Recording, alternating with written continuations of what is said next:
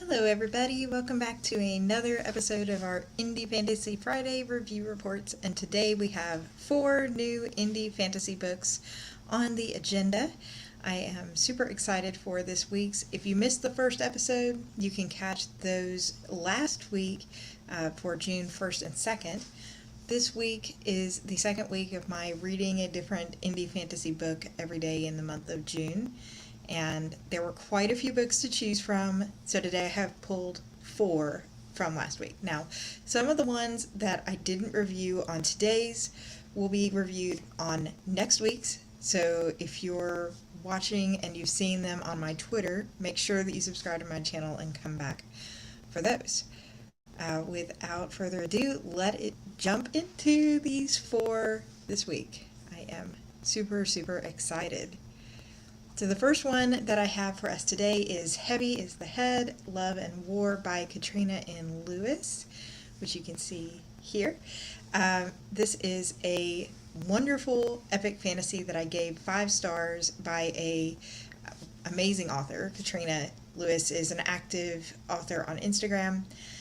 She actually gave me a free copy of this book, but then I also purchased a copy for myself, so my review is completely honest, non-biased, and I appreciate getting the chance to read it.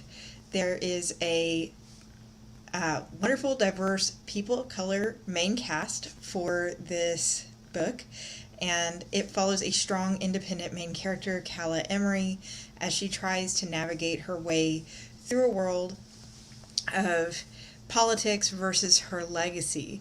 She lives in the city of Dragoon, which is ruled by a family of shifting dragon royals, and discovers that the people she once thought were her enemies are definitely more complicated than she originally knew.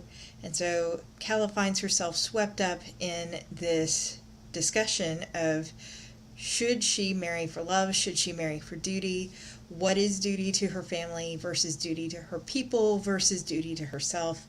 And it's just a beautiful story about independence, love, loss, war, and family expectations.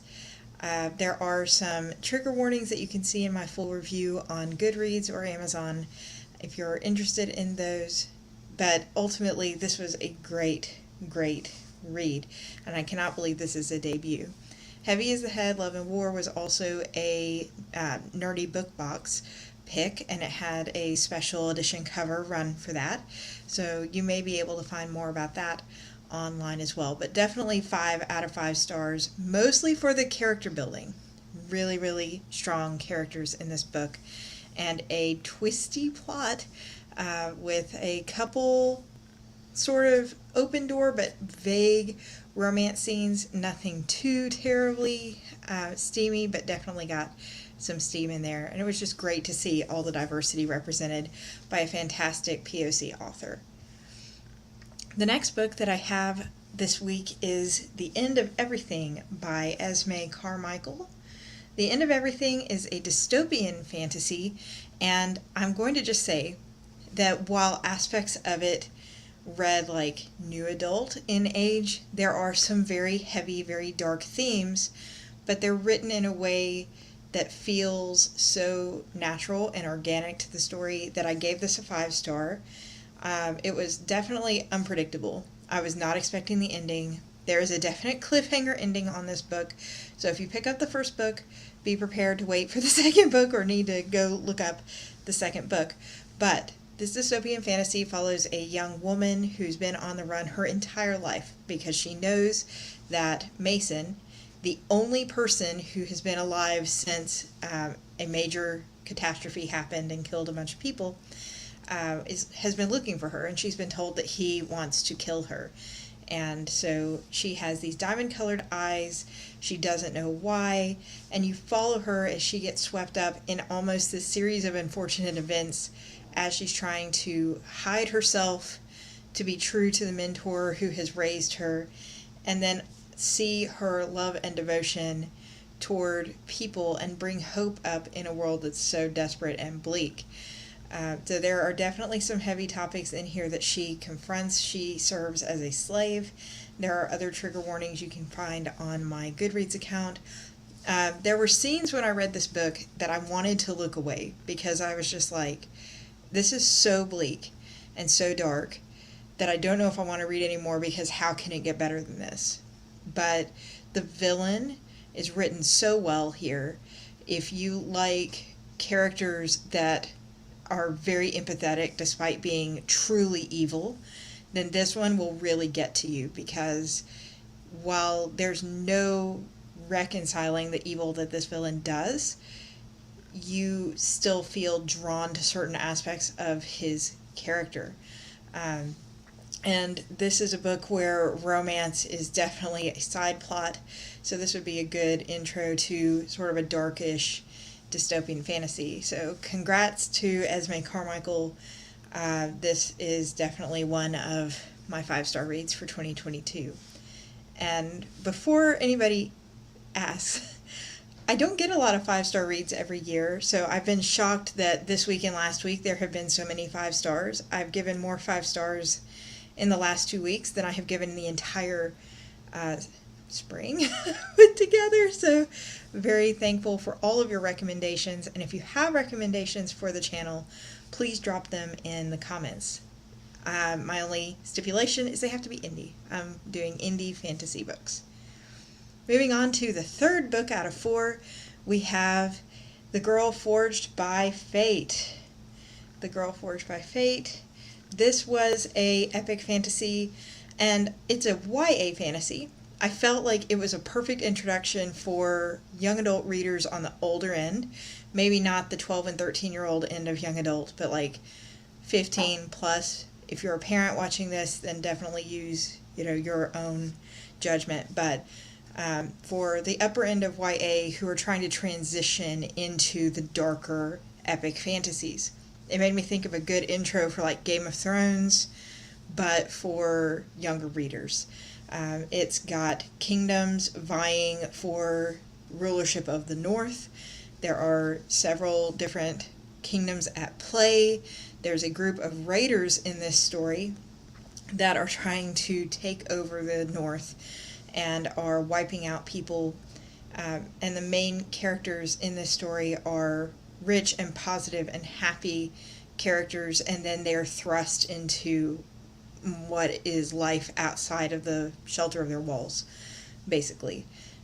This is a multi-POV story, and the only reason that I gave The Girl Forged by Fate a 4-star instead of a 5-star review, because I gave this one 4, is because there's several scenes in different chapters where there's just backstory dumps or information dumps. And I felt like those sort of slowed the pace, especially some related to key characters that I won't mention since this is spoiler free, that then come up again later that just felt repetitive. Because if we're going to see these scenes happen in real life, we don't really need the backstory scenes too, but that is my personal opinion. So for that, I gave it 4 stars. But the character growth in this story is phenomenal. The loss is deep. The love is fantastic. There's a romantic subplot for both of the younger main characters in the book. And yeah, this one is one, though, that you need to make sure you understand. It's sort of a darker YA. So not necessarily happily ever after, but not necessarily not either. I don't want to give much more away to that regard. But definitely check this out if you're looking for sort of that in-between of the happier, lighter epic fantasies in YA into something a little darker. The last book that I have today is Trimarked by C.K. Sorens. You can see it here. Trimarked is a darker YA urban fantasy. It follows a young woman who is 3 different races. She's fae, she's witch, and she's also human. She's outcast by all 3 and kept under close watch because they believe that her powers can have her end the world. This one I also gave 5 stars.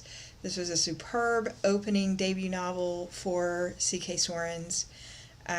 Just really focusing on the weight of everybody around this main character expecting her to fail through her life, and how seriously she takes that, but also how that has shaped who she is and her self-worth.